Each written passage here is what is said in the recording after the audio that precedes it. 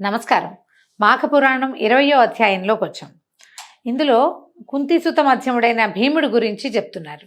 అయితే మనం ఇప్పటిదాకా ఏం చూసాము? వశిష్ఠ మహర్షి దిలీప మహారాజుకి చెప్పిన గాథల్ని వింటున్నాము. అయితే మధ్య మధ్యలో కొంచెం తర్వాత కాలంలో జరిగిన గాథల్ని కూడా ఇందులో ప్రక్షిప్తం చేయబడ్డాయి. ఎందుకంటే మనకి దిలీప మహారాజు త్రేతాయుగానికి చెందినవాడు, వశిష్ఠ మహర్షి కూడా.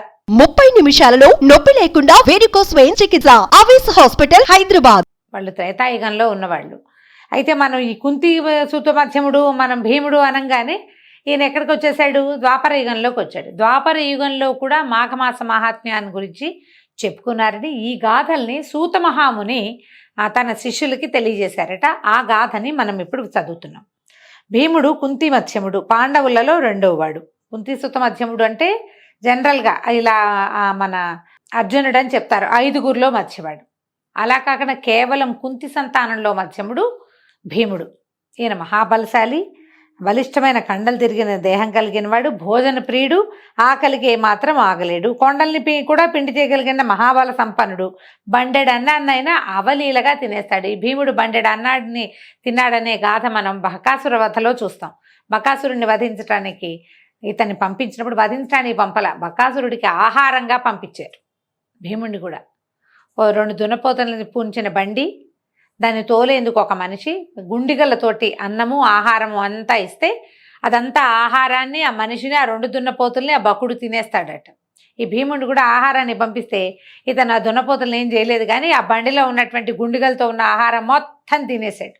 అప్పటికి ఆ మధ్యకాలం అంతా వాళ్ళు మృష్టాన్నం లేదు, వాళ్ళకి భిక్షాన్నంతో కడుపు నింపుకుంటున్నారు. వాసనలకి చాలా రుచికరంగా ఉంది, షడ్రసోపేతమైన భోజనం, వాడెవడికో ఎందుకు ఇవ్వాలని మొత్తం తినేసి ఆ అన్నం తిన్న బలంతో బకాసురుణ్ణి సంహరించాడని చెప్తారు. అలాంటి బలశాలి అనమాట.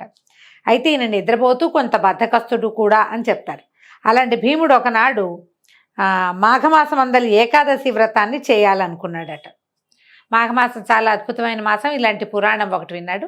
అయితే మామూలు రోజుల్లో కాదు, ఏకాదశి నాడు ఆచరిస్తే ఆ రోజున నది స్నానం చేయొచ్చు, ఆ రోజున ఉపవాసం చేయొచ్చు. ఇలా ఆలోచించి పురోహితులను సంప్రదించాడు. వాళ్ళు పూజా నిర్వహణాది కార్యక్రమాలు అన్నీ చెప్పి ఏకాదశి నాడు శ్రీహరి ప్రీత్యర్థం ఉపవాసం ఉండాలని, లేకపోతే ఫలితం దక్కదు అని చెప్పారు. అంతా బాగుంది, పూజా విధానం బాగుంది, భజన బాగుంది, దాన ధర్మాదులు బాగున్నాయి, పూజ చాలా బాగుంది. కానీ ఉపవాసం అన్నమాట భీముడి గారికి నచ్చలేదట. నచ్చకపోతే అసలు ఆయన భోజన ప్రియుడు, ఆకలికి ఆగలేడు, ఎట్లా అని బాగా ఆలోచించి తమ పురోహితుడైనటువంటి ధౌమ్యుడిని పిలిచి, బ్రహ్మగారు, మేము మాఘమాసం అందు ఏకాదశి వ్రతాన్ని చేయదలుచుకున్నాం, దాని విధి విధానం ఏమిటో వివరించండి అని ముందు పురోహితులను అడిగాడు. పురోహితుల విధానం జనరల్గా ఏం చేయాలో చెప్పేశారు. తర్వాత ఏం చేస్తామండి, ఇది మామూలుగా విని మన ఇంటి పురోహితుడిని పిలుస్తాం, వీలుగా ఉండేలాగా. నాకు అసలే షుగరు, నేను ఉండలేను, అలాంటివి మన సొంత సంగతులు మన ఇంటి పురోహితుడికే తెలుస్తాయి.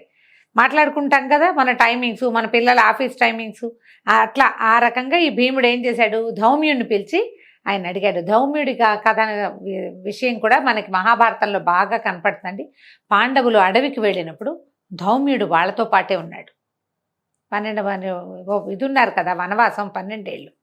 ఈ 12 ఏళ్ల వనవాసంలో ధౌమ్యుడు వాళ్ళతో పాటు ఉన్నాడు. వాళ్ళు నిత్యం అగ్నిహోత్రం చేయటానికి దానికి అన్నిటికీ అతనే సహాయం చేసేవాడు, వాళ్ళ యొక్క పురోహితుడు అనమాట. అయితే నేను బ్రహ్మగారు, నేను మాఘమాసంలో ఏకాదశి వ్రతాన్ని చేయదలిచాను, దాని విధి విధానం చెప్పమన్నాడు. చెప్పమంటే ధౌమ్యుడు ఏం చెప్పాడంటే, మంచిది భీమసేన, నువ్వు చేసే ఈ వ్రతం నీకు అత్యంత పుణ్య ఫలితాన్ని ఇస్తుంది. ఏకాదశి మహాపవిత్రమైన తిథి, శ్రీ మహావిష్ణువుకి అత్యంత ప్రీతిపాత్రమైనది. పైగా ఇది మాఘమాసం కాబట్టి మాఘమాసం విష్ణువుకి ప్రీతిపాత్రమైనది, సూర్యుడికి కూడా అత్యంత ప్రీతిపాత్రమైంది. ఆరోగ్యం భాస్కరాది ఇచ్చేదన్నారు. సూర్యుని వలననే మనకి ఆరోగ్యం సిద్ధిస్తుంది కాబట్టి సూర్యమాసంగా చెప్పబడేటువంటి ఈ మాసంలో ఏకాదశి తిథి అత్యద్భుతమైన తిథి కాబట్టి నువ్వు చేయవలసిందేను, నిరభ్యంతరంగా మీరు ఈ వ్రతాన్ని ఆచరించవచ్చు అన్నాడు. సరే, ఇప్పుడు ఈయన అడిగాడు, అది సరే అట్లాగే చేస్తాను, కానీ నేను అసలే భోజన ప్రియుడిని లోకానికంతటికి తెలుసు, మీకు మరీ తెలుసు, ఆకలికి ఆగలేను కదా, ఈ ఉపవాసం ఉండటం నా వల్ల అవుతుందా అని భీముడు అడిగాడు. ఉపవాసనం అంటే ఏంటండి, భగవత్ సమీపంలో నివసించి ఆహారం మీద పేరెత్తకుండా ఉండాలి. అది సాధ్యమేనా అని ఆలోచిస్తున్నాను. పైగా ఉపవాసం ఉన్న రోజునే ఆకలి దప్పులు ఎక్కువగా ఉంటాయి. మామూలుగా పక్క వాళ్ళ ఇంట్లో ఏదైనా వాసన వస్తుంటే అంత పెద్ద పట్టించుకోం మనం, కానీ ఉపవాసం రోజున ఆకలికి ఆ వాసనకి ఆకలి ఇంకా పెరిగిపోతుంది, ఇంకేమన్నా తినేద్దాం అనిపించేస్తూ ఉంటుంది, తోచదు. ఇలా ఉంటుంది. నా ఆకలి దాహం తీరేటట్లుగా మరియు ఏకాదశి వ్రత ఫలితం దక్కున్నట్లుగా ఏదైనా సలహా చెప్పండి అని చాలా వాపోతూ చెప్పాడు. ఇదేంటో ఏకాదశి నాటి తీసుకున్నాను, ఈ వ్రతం ఇంకో రోజు తీసుకుంటే బాగుండేది. ఉపవాసం తప్పనిసరిగా ఉండాలంటే నేను ఎక్కడ ఉంటాను? ఎవరికైనా సరే ఉపవాసం రోజున ఏమి తినకపోతే ఆకలి ఎక్కువ వేస్తుంది. పైగా ఇవాళ నేను ఉపవాసం అంటే ఫ్రెండ్స్ అవి ఇవి డబ్బాలు తీసుకొచ్చి మేము అది ఉండం ఇది ఉండం ఇది తెచ్చాం అది తెచ్చామంటారు. అప్పుడు ఇంకా విజృంభిస్తుంది ఆకలి. మనకు వచ్చే డౌటే భీముడు కూడా వచ్చింది. అడిగితే పాండవ పురోహితుడైనటువంటి ధౌమ్యుడు ఒక చిరునవ్వు నవ్వి, భీమా, ఏదైనా వ్రతం చేయడానికి మొదట దీక్ష అవసరం, అందులోనూ ఏకాదశి వ్రతానికి దీక్ష తప్పనిసరి. ఇదేమంత కష్టమైంది కాదు. భక్తి శ్రద్ధలతో దీక్ష పూనితే కనుక నీకు ఆకలి దప్పులు ఉండవు. మాఘమాస ఏకాదశి వ్రతం అత్యంత పుణ్యాన్ని ఇస్తుంది. మాఘమాసంలో 2 ఏకాదశులు వస్తాయి కదా, ఈ 2 చాలా మంచివి. ఇంతకంటే శ్రేష్టమైన వ్రతం ఇంకోటి లేదు. అందులోనూ మాఘమాసమందు పుష్యమి నక్షత్రంతో కూడిన ఏకాదశి వ్రతం సర్వశ్రేష్టమైనది. పుష్యం వచ్చిందో రాలేదో తెలియదండి, ఆయన సందర్భంలో అది వచ్చింది కాబట్టి చెప్తున్నారు. ఈ ఏకాదశితోటి పుష్యమి నక్షత్రం కలిసి వస్తే చాలా విశేషమటండి. మనకి ఈ మాసంలో అయితే లేదు, మాఘంలో కనపట్టలేదు. ఏ నెలలో అయినా మనం ప్రతి నెల క్యాలెండర్లు చెప్పుకుంటాం కదా, ఒకవేళ ఎప్పుడైనా ఏకాదశి పుష్యమి కలిసి వస్తే కనుక ఆ రోజు ప్రత్యేకంగా తెలియజేస్తాం. తప్పకుండా మీరు ఉపవాసం ఉండండి, పూజ చేసుకోండి, దేవాలయ దర్శనం చేయండి, ఏదైనా దానం చేయండి. ఆ రోజున పుష్యమి నక్షత్రయుక్త ఏకాదశి నాడు విశేషమైన ఫలితం లభిస్తుందట. మహాపర్వదినం అది. కాబట్టి నువ్వు ఆ రోజున వ్రతాన్ని ఆచరించు, దీనికి సాటైంది లేదు. ఇది విశేష పుణ్యాన్ని ఇస్తుంది. ఆకలిని గురించి మాత్రం ఆలోచించద్దు. దీక్ష ఉన్నవాడికి ఆకలి కలగదు. నియమనిష్టలతోటి భక్తి శ్రద్ధలతోటి ఆచరించు, భగవద్ధ్యానంతో ఉండు అని వ్రత విధి విధానాన్ని వివరించి చెప్పాడు ధౌమ్యుడు. ఈ ఏకాదశి నాడండి మనకి ఏకాదశిలో నిర్జల ఏకాదశి అని ఒక ప్రత్యేకమైన ఏకాదశి ఉంది. ఈసారి దాని గురించి చెప్పుకుందాం. ఈ నిర్జల ఏకాదశి నాడు జలం తీసుకోకూడదు, కానీ మామూలు ఏకాదశిలో నీటికి ఏ నియమము లేదండి. నీళ్ళకి నియమం లేదు, నీరు తాగొచ్చు. మనం ఏం చేయొచ్చు అంటే మెలకుగా ఉన్న కాలం అంతా హాఫ్ అన్ అవర్కి ఒకసారి ఒక 50 ml ఒక చిన్న గ్లాసు మంచినీళ్ళు తాగటం. ఒకవేళ ఏదైనా కొంచెం వీక్నెస్ ఫీల్ అవుతాము, అలాంటి భయాలు ఉన్నవాళ్ళు, లో షుగర్ అవుతుందేమో, కళ్ళు తిరుగుతాయి అలాంటివి ఉంటే ఒక మగ్గు నీళ్ళల్లో 1 లీటరు పెట్టుకోండి. కొంచెం తేనె వేయండి, ఒక 2 స్పూన్లు తేనె వేసి బాగా కలిపేసి పక్కన పెట్టుకోండి. హాఫ్ అన్ అవర్ 45 minutesకి ఒకసారి ఆ తేనె నీళ్ళు కనుక తాగితే, ఒక చిన్న గ్లాసు, ఎక్కువ నీళ్ళు ఇన్ని గ్లాసు నీళ్ళు ఆకలి పొట్ట నిండేలాగా తాగకూడదు, అది పద్ధతి కాదు. చిన్న గ్లాసు ఒక 50 ml అంతే. అవి పెట్టుకుని అవి తాగుతూ ఉంటే మీకు ఒంట్లోకి డిహైడ్రేట్ అవ్వదు. తర్వాత ఈ తేనె తగలటం వల్ల కొంచెం ఓపిక ఉంటుంది, ఏదో ఒక ఆహార స్వీకారం చేసిన భావన కూడా ఉంటుంది. ఈ ఏకాదశిలో ఏంటంటే సాలిడ్స్ తిన్నా ఆ అన్నం వేళకి మనం ఏదైనా వేరే టిఫిన్ తిన్నా కూడా పొట్ట ఊరుకోదండి, కొంచెం సతాయిస్తుంది. అన్నం మీదకి దృష్టి వెళ్ళిపోతూ ఉంటుంది, నియమం ఉండదు.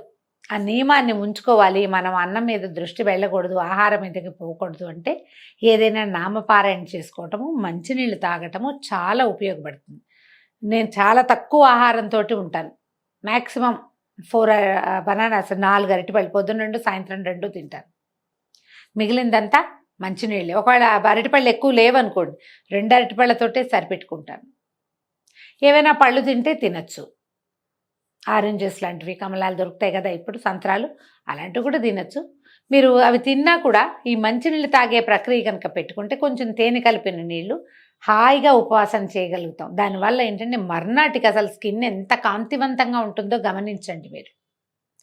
ఒళ్ళు తేలిగ్గా ఉంటుంది, పొద్దున్న బ్రహ్మాండంగా నిద్రలేచేస్తాం. మామూలు కంటే ఒక అరగంట ముందు మెలకు కూడా వస్తుంది. ఇవి నా స్వానుభవాలే, అందుకే క్లియర్గా చెప్తున్నాను అనమాట.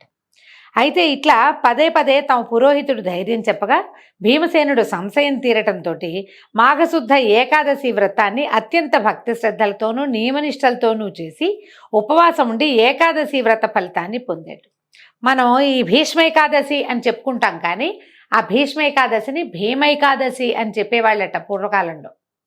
ఈ కాలం అంటే మన పాండవుల కాలంలో. ఎందుకంటే ఆ ఏకాదశి నాడు ఆయన ఈ వ్రతం చేసి చాలా ప్రఖ్యాతుడయ్యాడనమాట. ఆ రోజున అందరికీ బహుశా ఆ హస్తనాపురంలో చాలామంది బ్రాహ్మణులకి దానాలు అవి చేస్తుంటాడు. అంచేత దాన్ని జ్ఞాపకం పెట్టుకునేవాళ్ళు, భీముడు ఈ ఏకాదశి నాడే దానం చేశాడని చెప్పుకునేవాళ్ళు. అందుకని ఆ ఏకాదశిని మనం భీష్మ ఏకాదశిగా చెప్పేదాన్ని భీమైకాదశి అని పిలిచేవాడు తొలి కాలంలో.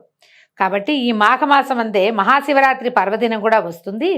దాని గురించి కూడా వివరంగా తెలుసుకోవటం మనకి శ్రేయోదాయకం. ఈ మహాశివరాత్రి శివరాత్రి నాడు శివ మహాత్మ్యం గురించి తెలియజేస్తాను. భక్తి శ్రద్ధలతోటి వినండి. అందరూ తప్పకుండా ఆచరించవలసిన వ్రతము కాబట్టి అత్యంత శ్రద్ధాళువుడుగా విని దీన్ని ఆచరిస్తే మీరు ముక్తిని పొందగలుగుతారని సూత మహాముని అక్కడ చేరి ఉన్నటువంటి మన నైమిషారణ్యంలో చేరున్నటువంటి ఎంతోమంది మునులకి ఋషులకి అందరికీ తెలియజేశారు. ఈ మాఘంలో ప్రత్యేక పర్వదినాలుగా చెప్పబడేటువంటి 2 ఏకాదశులు తర్వాత మహాశివరాత్రి పర్వదినాల్ని తప్పకుండా ప్రతివాడు మానవుడైన ప్రతివాడు ఉపవసించి ఈ పర్వదినాల్ని జరుపుకోవాలని సూత మహాముని తెలియజేస్తున్నారు. దీంతో 20వ రోజు పారాయణ పూర్తయింది.